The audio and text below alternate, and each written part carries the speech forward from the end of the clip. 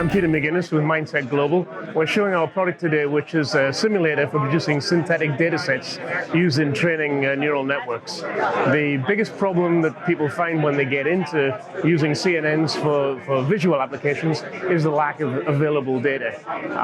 And the use of real-world data comes loaded with lots and lots of privacy problems, availability problems, and bias problems. We're solving that by producing data using a simulator. It's based on a game engine. It can be set up to show different scenes according to the vertical market that you're working in. So in this instance, we're showing a security camera view from outside of our office in King's Langley in the UK, as it happens. It's a very simple scene, but for your application, you can specify what the environment is that you need. It could be a supermarket or an airport or a hospital or one of those applications that have lots and lots of activity going on in them.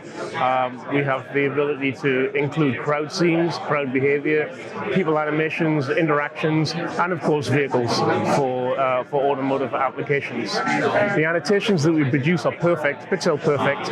They include 2D, 3D bounding boxes, pixel perfect masks, velocity vectors of moving objects, and custom animations that you can request and add in when you contract with us for our services.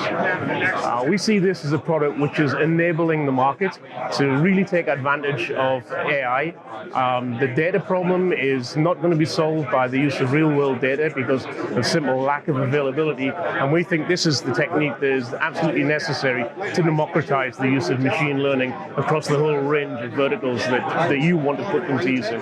Okay, for more information on the product, you can go to our website at mindtech.global or contact our sales department.